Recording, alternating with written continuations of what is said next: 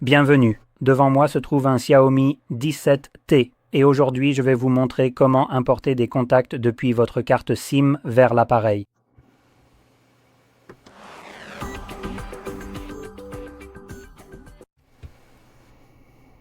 Pour commencer, vous devrez ouvrir votre application de contact comme celle-ci juste ici. Et avant de passer à l'importation, je voudrais rapidement préciser quelque chose. Je suis actuellement connecté à un compte Google, comme vous pouvez le voir ici, et j'ai déjà des contacts que vous pouvez voir si nous cliquons ici où il est écrit « Tous les contacts ». Vous pouvez constater que la grande majorité de mes contacts se trouvent sur le compte Google. J'ai également des contacts qui proviennent de la carte SIM, et c'est justement ceux-là que je vais importer, mais sur l'appareil, il n'y a aucun contact. Quoi qu'il en soit, naviguons maintenant vers « Organiser ». Non, parce que je suis connecté à Google, Google me met son genre de bazar en avant, alors que ce qui m'intéresse, c'est d'importer des contacts. Donc, je dois faire un pas en arrière parce que Google veut que je m'occupe d'abord de leur truc, alors on va faire défiler vers le bas et on va chercher ça. Gérer la SIM.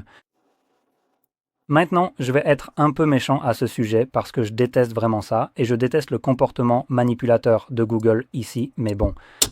Et juste pour le fun, sortons un petit outil de mesure ici. Et donc, vous pouvez clairement voir que nous avons l'appareil et Google comme option d'importation, ce qui est bien, non? Pas vraiment, mais c'est visible ici maintenant. Google et son comportement manipulateur. Ils essaient de vous pousser à importer des contacts chez eux. Maintenant, je suis totalement contre ça parce que quand vous importez des contacts, vous importez les informations personnelles de quelqu'un d'autre et maintenant Google vous utilise en quelque sorte comme intermédiaire pour contourner le consentement. Ainsi, ils n'ont pas besoin de demander à la personne à qui cela appartient, alors que je pense qu'ils devraient être obligés de le faire. Mais si vous importez les contacts chez Google, évidemment Google y a accès. Et croyez-le, ils utiliseront ces informations pour les vendre et pour créer d'autres profils pour ces personnes. Donc en général, je déteste ça.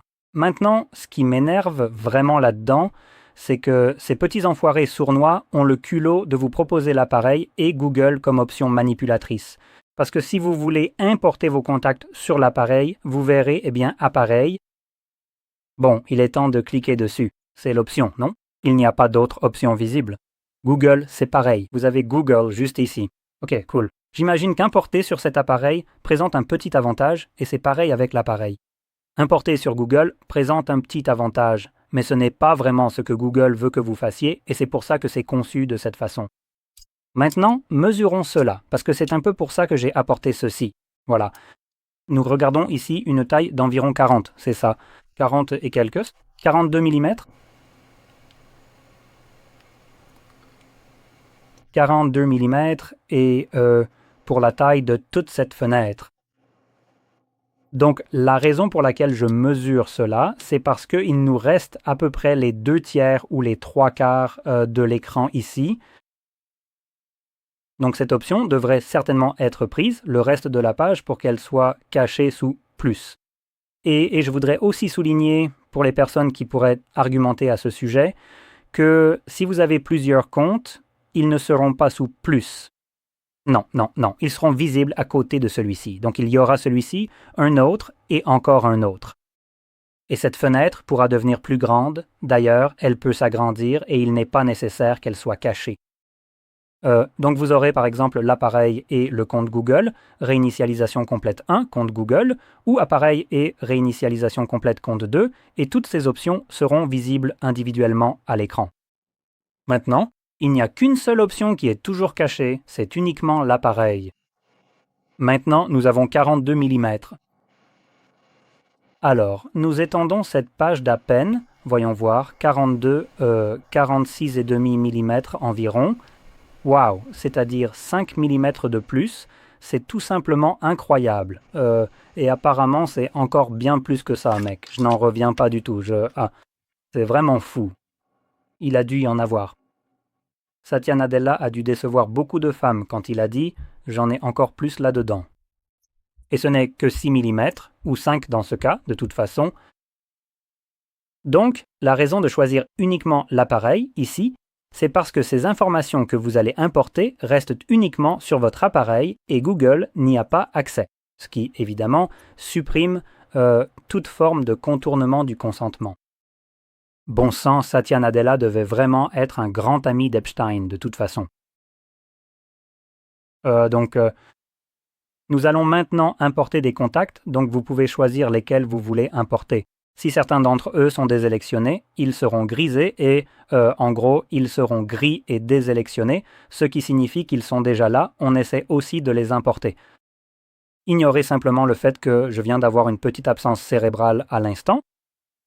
Mais je veux aussi préciser que parfois, si vous importez à la fois sur l'appareil et sur Google, donc sur les deux, si vous avez des contacts uniquement sur Google, mais pas sur l'appareil, ces contacts resteront sélectionnables pour vous ou seront sélectionnés.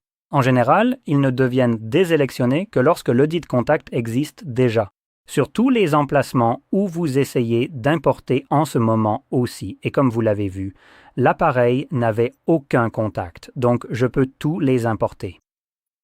Voilà. Quand vous cliquez sur Importer, vous avez cette foutue fenêtre pop-up qui est encore un comportement sournois et manipulateur de la part de Google. Supprimez les copies de la carte SIM pour nettoyer votre SIM. Pourquoi? Pourquoi voudrais-je la nettoyer? Supprimez les copies des contacts importés. Les contacts qui ne sont pas importés ne seront pas affectés. Maintenant, si je fais un peu le difficile, c'est parce que... Pourquoi? Pourquoi voudrais-je supprimer les copies de la carte SIM? Pourquoi voudrais-je la nettoyer? Le stockage SIM ne sert qu'à une seule chose, à stocker, et ce sont les contacts, croyez-le ou non. Avec ce genre de logique absurde, pour nettoyer mon stockage, autant, vous savez quoi, nettoyer le réservoir de ma voiture, donc je vais juste prendre un tuyau en caoutchouc, siphonner un peu d'essence du réservoir pour pouvoir aller à la station-service et y remettre de l'essence. Super logique, vraiment. Donc nous allons choisir de les garder car ces contacts ne vous gênent jamais, et même si nous pouvons les voir dans notre liste de contacts juste ici. Et que se passe-t-il maintenant que nous avons importé ces contacts? Donc maintenant, ils sont sur la carte SIM et sur l'appareil, mais vous pouvez voir que le nombre total de contacts est toujours de 60. La raison à cela, c'est que le téléphone ou l'application est suffisamment intelligent pour savoir que ces contacts et ces contacts sont exactement les mêmes. Donc nous allons simplement afficher cette option une seule fois et uniquement pour cette raison. Nous pouvons trouver l'un de ces contacts, donc ce sera l'un de ceux-ci juste ici. Numéro gratuit. Et si je vais pour le modifier, vous pouvez voir que je peux le modifier depuis le compte Google ou l'appareil. Pour une raison quelconque. Pas la carte SIM, celui-ci est uniquement sur la carte SIM, donc vous pouvez voir que lorsque je vais pour modifier celui qui est sur la carte SIM, cela ne me donne que ces options. Donc le nom du contact et le numéro, les contacts qui sont sur Google et sur l'appareil ont en fait des options différentes comme celle-ci. Et c'est l'une des raisons pour lesquelles je recommande de ne pas importer les contacts dans le cloud car Google a alors accès à la photo. Photo de couverture, prénom, nom, entreprise, plusieurs numéros si vous les avez renseignés, étiquette, note, email, anniversaire, adresse où cette personne habite. Et puis nous avons les personnes liées, les départements, les intitulés de poste, les surnoms, les deuxièmes prénoms, les noms de jeunes filles, et ainsi de suite. Il y a tout simplement beaucoup trop d'informations pour que Google les possède, et Google en tire évidemment profit, alors que nous n'en voyons jamais la moindre centime. Alors vous savez quoi? Je pense que si je ne bénéficie d'aucune manière de la vente de mes données ou de celles des autres, à cause de moi par exemple, ou de quelqu'un d'autre, il est hors de question que je partage ça. Si Google le veut, ils peuvent payer pour, comme tout le monde. Après tout, toute l'industrie réalise des profits records, alors que nous, les gens, on a du mal à s'acheter une putain de baguette de pain. Alors vous savez quoi, ça me va très bien de ne rien leur donner du tout. Bref, c'est à peu près tout. Donc si vous avez trouvé cette vidéo utile, n'oubliez pas de liker, de vous abonner et merci d'avoir regardé.